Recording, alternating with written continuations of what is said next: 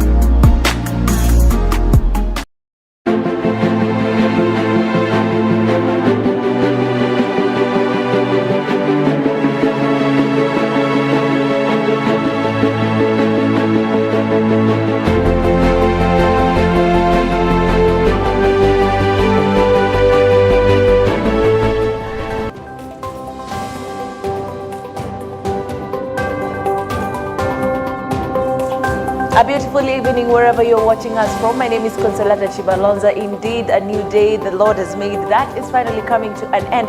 This is indeed EBN TV Prime Edition. Welcome to today's bulletin. We kick it off with a very saddening note where bandits, where the residents from Alungo sub-location in West Seme Ward, Seme constituency are now living in fear of following incidents that has left her husband and his wife dead whilst their young one hospitalized. A mysterious gang is going around the homesteads, terrorizing villagers, demanding huge ransoms of money with 2 weeks' notice. Families that fail to pay get their homes torched in wee hours of the night. The first incident happened in Nairobi in November 2023, with a notice written and placed on the doorstep of a widow. This injected the fear in the widow as she could not sleep in her house. The letter read, "We have been sent to burn you and your house. We're giving you a notice of 2 weeks to pay up 50,000 Kenyan shillings to a number that was written on the paper, failure to which we will burn your house down."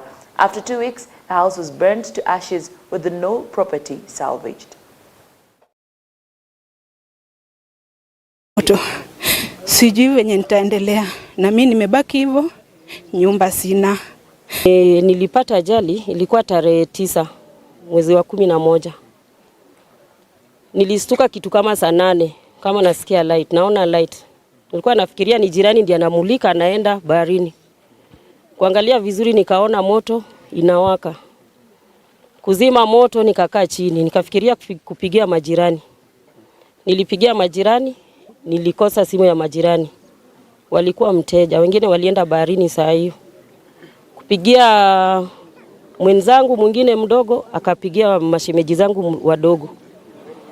Kukuja nikafungua mlango. Sikuangalia chini ya mlango. Nilikimbia tu nione pale ilikuwa inachomeka. Kutoka huku kurudi wanaenda kitu kama saa 9. Nikaona barua kwa mlangoni. Kuangalia barua vizuri nikaita hawa. Nikamwambia hebu rudini muone hii barua. Kusoma barua nikaona barua imeandikwa Esther Milome. Tumetumwa tukuchome kwa nyumba, tuchome boti yako ama tuchome huyu bwanako mwenye mko nayo. Mimi bwanangu alikufa 2010, ndio kwa maana niliishi na huyo jamaa mwenye alikuwa anataka kuchoma. Sasa vile nilikuwa nimeogopa, nilikuwa natoroka. Sasa zingine naenda kuomba pale pa kulala kwa majirani. Sasa hiyo nishatoa watoto wameenda kwa nyanya yake. Naenda kuomba nyumba. Sasa zingine unaweza enda kwa majirani, ukiingia hapo mwenye nyumba anaweza kuambia kuacha kwanza niulize bwanangu. Ama jificha kwanza kando urudi baadaye kama watu wametoka. Hiyo kitu ilifanya nilistuka. Town nikalala. Security is very poor katika South Alungo. Sasa tunaomba serikali atatusaidie namna gani? Hao watu wote wanaendaga barini. Sasa wamama, mimi nikitoka bibi ananiambia tutaenda na wewe, na wanaogopa kukaa kwa nyumba. Sasa tutakaaje? Amen. Sasa mimi naomba serikali Mr. William Ruto, naomba Raila Odinga, MCA, Mheshimiwa Abaja, Mheshimiwa Nikal, tafadhali kuja uone ile kitu inafanyika hapa South Alungo. Why Alungo South peke yake? Why Alungo peke yake? Wamama wanalia. vijana wanalia. Hata sasa kuenda Toothbed ni tabu. Kubeba tu chakula unanyang'anywa. Huko kule chini tulikuwa vigilant. Sisi tulikuwa tunajilinda. Ilikuwa imeenda chini kidogo. Tunaogopa, punda imechoka. In the wake of another banditry attack in Baringo County, armed bandits ambushed a family traveling on 2 motorbikes from Marigat to Chamoy. Tragically, a father, mother, and their 2-year-old child were shot dead. 3 other individuals sustained gunshot wounds during the morning attack.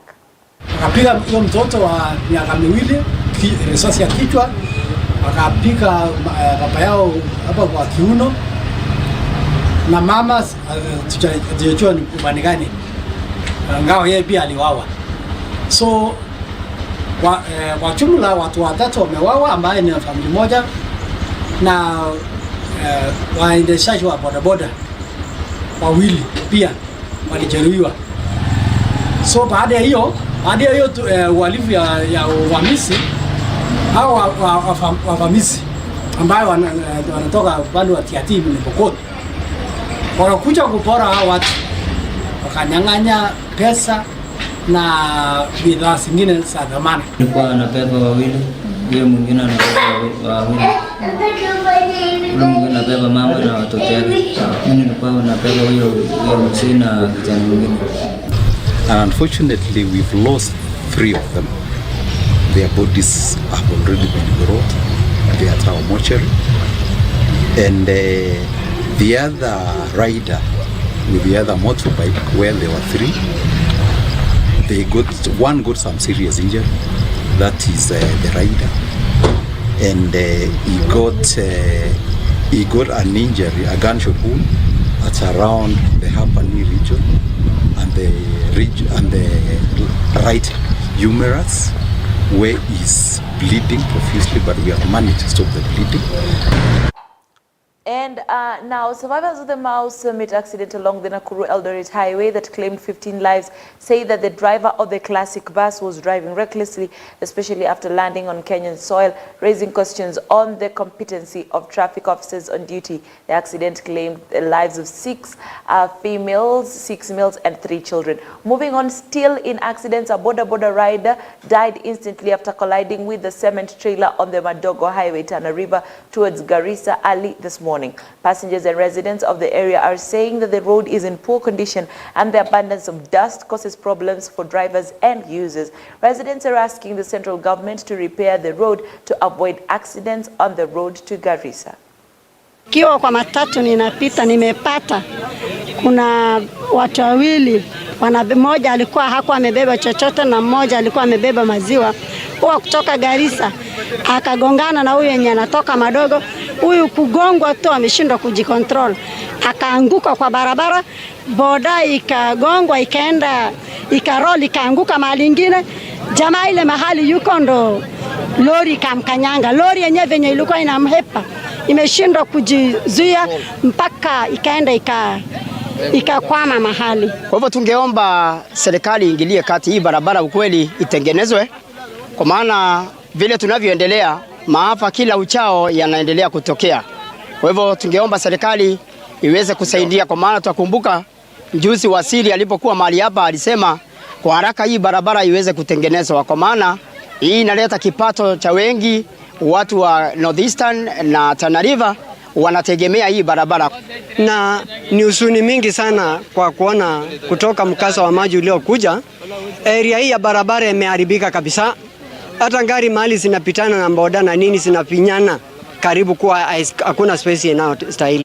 Away from that, a tussle broke out in the offices of the famous Busia County Water Distribution Company, alias Buasco, after the workers locked the offices of the company using nails and wood, demanding their over 10 months salary. The employees of Buasco from different areas of Busia County were filled with rage and converged at the headquarters of those offices and unanimously decided to close the offices and terminate the services of the company. The Minister of Water in the county promised the employees that strategies have been placed to deal with salary delays. Kile tumeamua leo, kuanzia leo, we are not offering any services. Tumekuwa tukisupply maji, but supply yetu imekuwa erratic. Tunaweza supply wiki moja tena tukose kusupply kama mwezi moja, miezi miwili, tena tukipata chemical kidogo tulipe stima tena tusupply. Mimi kilio changu ni kulipwa haki yetu ambayo tumefanyia kazi. Halafu at least hata wakiongea kuwe na kuongea kusema ni nini inatusumbua, kwa sababu hata wenye tuko nao hawatuambii tumefika hapa kwa sababu gani. Changamoto ni nyingi zaidi hata kushinda vile tulitoka Lake Victoria North. Sasa Lake Victoria North hata kama ulikuwa uko contracted staff bado ungefeel kwamba wewe ni mfanyakazi. Hii kampuni si ati imeanza jana. Hii kampuni ilianza muda wa nyuma huko. Wakati ilitoka Western mpaka ikafika ikawa Buasco. Na ilipokuja huku ilikuja kwamba watu wa Busia tujitegemee, tujisaidie wenyewe. Na zile vitu ambazo tulikuja nazo, tulitumwa nazo kukuja huku nazo zingine hata zimekwama. Tukiangalia kama matangi zetu zimekwama. Na sisi tulichukuliwa na county government ya Busia ya kwamba hawataki kushare mambo yao na Kakamega. As you may know that Buasco as a company has been having financial challenges for a period of time, for a longer period, 3-4 years. We are setting up, we have come up with a board. Previously the company has run for 2 years without a board. I still want to emphasize that we are addressing historical issues, some of them which we inherited. The cumulated bill was about 13 from the records I got. We are about just 2 or 3 millions to go to complete.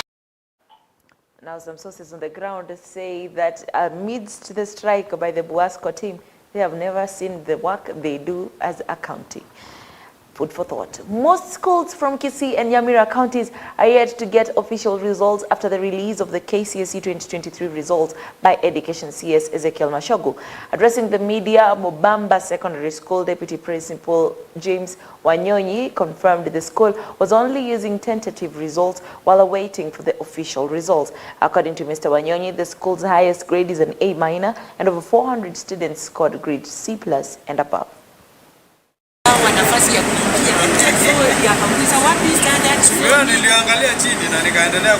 We are using tentative na tulijaribu kuifuata na watoto ni wengi, jana tulishinda kumaliza, but at least we have a picture of our results.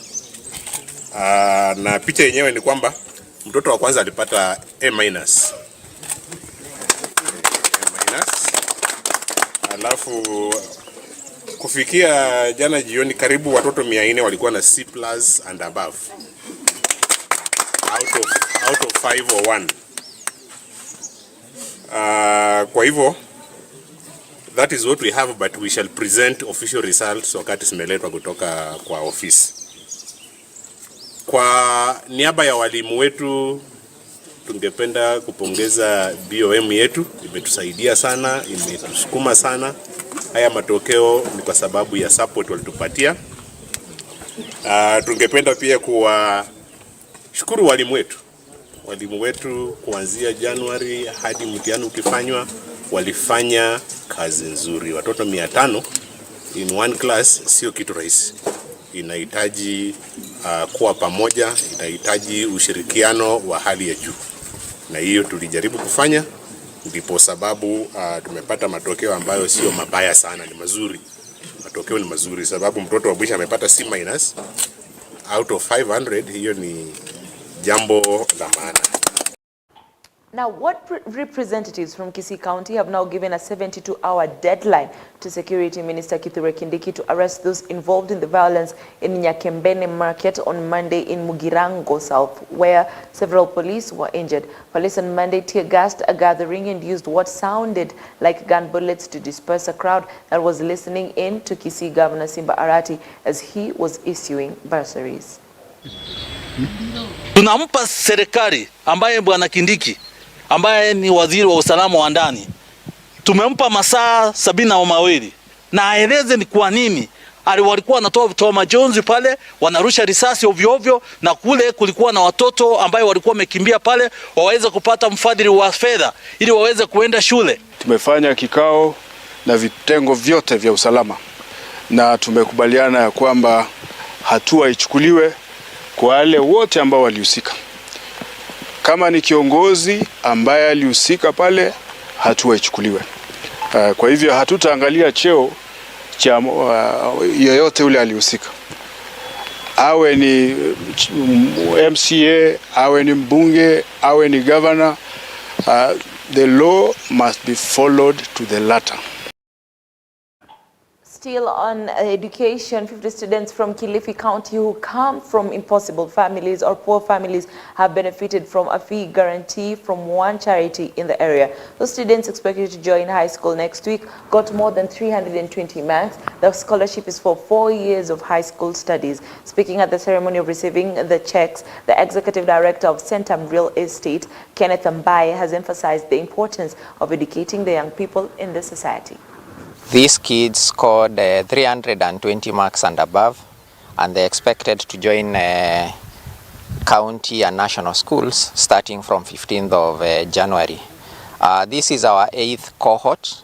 We started this program 8 years ago. Each year we educate 50 kids, and we hope they'll go back to their families. They'll come back to this society, take up economic opportunities. We are educating 400 kids, and we offer them full scholarship from Form 1 to Form 4. So on average, every year we spend 15 million, and for the last 8 years we've been spending that much. So we are close to 100 million mark in terms of scholarship. Nina mizigo ambapo na watoto watatu ambao wako wanasomea mambo ya college na wawili wako chuo na wengine wako chini kule wanasoma Haya, nikaenda shuleni Malindi High School na nimefurahi pia kwa kuwa nimesaidia familia yangu kwa sababu kama mama peke yake ndio ninayemtegemea. Maisha nyumbani yamekuwa si hali nzuri vile kwa sababu ni mama ndiye anayeshughulika. Nimesoma katika shule ya Mkwajuni Primary School. Nimepata marks 342. Nimeitwa shule ya Ribe Girls High School. Na najisikia furaha kupata hii scholarship. Itamsaidia mzazi wangu, itanisaidia na mimi, na naahidi kuweka bidii katika masomo yangu. Nasikia raha kwa sababu maisha kwangu yamekuwa magumu. Lakini kwa sahihi nasikia tu kufurahi kwa sababu naona kama huo mzigo wa huyo pia imenipungukia. It was reprieve for some 14 needy students in Gem Wagai sub-county after a non-state organization known as Shining Hope for Communities, alias SHOFCO, released over 100,000 Kenyan shillings to support their school fees. Speaking during the disbursement of the funds at their offices in Wagai Trading Center, the chairman of SHOFCO's Education Steering Committee, Mr. Charles Achieng Otieno, stated that they came together as parents under the SHOFCO and raised money to support the needy children. He stated that each of the 14 students, the majority who are day scholars, will be receiving 8,000, adding that this is a noble cause that they have been doing over the last 6 months with a total number of 34 students that they are currently supporting. Kwa majina naitwa Hagai Opio Abang. Mimi ni mjakazi wa game. Mimi ni mwenye kikundi wa SHOFCO. Sisi kama wanachama wa SHOFCO tulikaa pamoja kama wazazi tukachanga pesa kidogo ili tufanye mradi ya watoto wetu waende shule. Kwa saizi tulisanya shilingi 104, tumepeleka watoto 14 shuleni. Kila mtoto amefaulu kupata kitita cha shilingi 8,000 ambaye anaenda nayo shuleni. Kwa hayo nashukuru sana kikundi cha SHOFCO kwa kukuja na kuweka sisi pamoja. Asanteni sana. Njia ambayo tulitumia kuchagua wanafunzi 14, tulichukua wale watoto ambao wako na karo kubwa sana shuleni ambao walibaki nayo. Wale ambao wakiingia shuleni watafukuzwa ili waende walete karo. Sasa ndio tulichagua ya kwanza, na tunazidi kuwalipia wengine pia karo. Tumeshalipia a total of watoto 34 na bado tunazidi kuwalipia wengine. Changamoto ambayo tunapitia kama wanachama, maisha imekuwa ngumu. Nilikuwa naomba kama serikali yetu pia ingekuja itusaidie kwa hii wakati ambao walisema school fee iwe bure. Sasa hiyo changamoto ambayo tuko nayo sana, kupata pesa, maisha imekuwa ngumu sana, ndio changamoto kubwa. My name is Charles Achieng Otieno. Currently the chairman of Wagai Education Steering Committee. We started this movement some months back by taking vulnerable children to school. These are the members of SOFCO members. The parents have decided to come together to collect, and being together in collection to this movement, we have taken almost 34 students to school by giving them a bursary.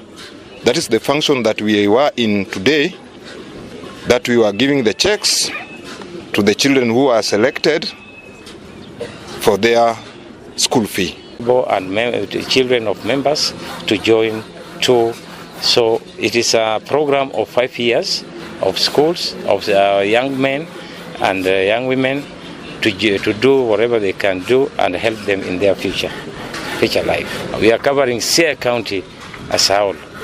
We have 6 sub-counties. We have Game, we have Rarieda, we have Bondo, we have Alego Usonga, we have Ugunja, and we have Ugenya. So SOFCO is in those sub-counties, all of those sub-counties in Seme. Now, away from scholarships, Kakamega demolitions are still ongoing despite the move by the Kakamega County Lawyers Association, strongly expressing dissatisfaction with the government's ongoing demolition of houses in the Milimani on the outskirts of Kakamega town to pave way for affordable housing. Despite a court order condemning the demolitions, the government has proceeded with the demolitions, including the home of former cabinet secretary in the Jubilee administration, Amina Mohammed. The legal fraternity's outcry comes in the wake of a court's condemnation of the demolitions, raising questions about the government's adherence to the rule of law. Niliamka asubuhi nikashangaa kuona mambo yenye inaendelea, but upande wengine nimefurahi juu tunatafuta kazi, hakuna kazi na watu tumesoma. Angalau hata saa hii hatutalala njaa juu tumepata at least kitu.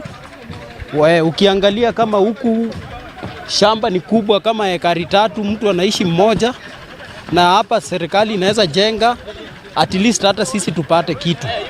So upande wangu mimi nashukuru serikali kwa kazi ambayo inafanya, juu kama sio hivi hata leo hatungepata kitu. Affordable houses tayari watu vijana wametoka nyumbani, walikuwa wanashika wengine ngeta, but tayari sasa wameingia mitaani, wameingia kazi, wanafanya moja mbili, so sio mbaya sana. Kwangu mimi nakubali iko sawa. Nyumba zibomolewe juu mtu mmoja ndiye alikuwa anaishi hapa na saa hii watajenga. Natunyanyasa sana. Hivyo sio vizuri mtu kujenga nyumba unampomolea nyumba yake ya mamilioni. Ulitusema unataka utusaidie. Hatuoni usaidizi yenye unatusaidia. Hii ni kubomolea kunyanyasa watu raia.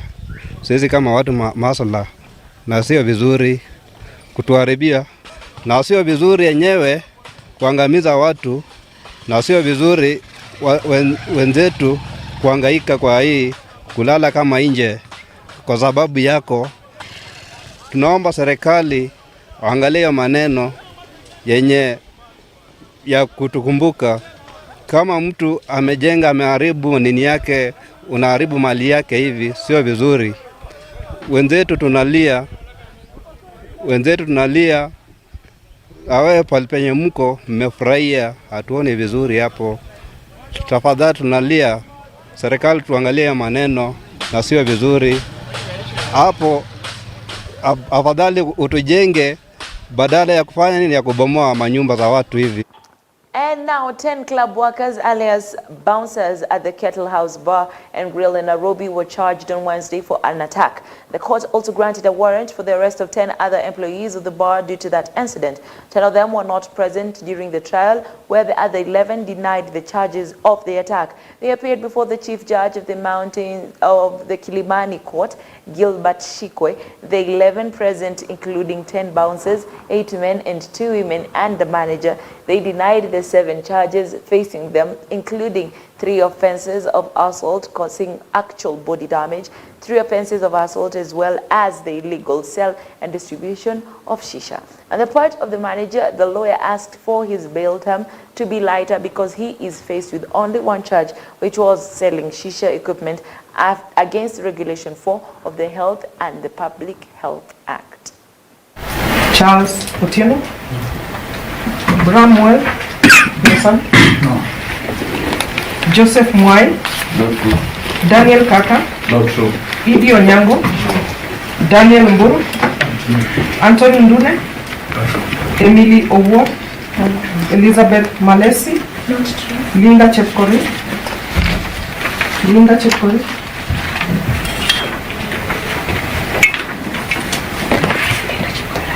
Charged of offense of assault causing actual bodily harm.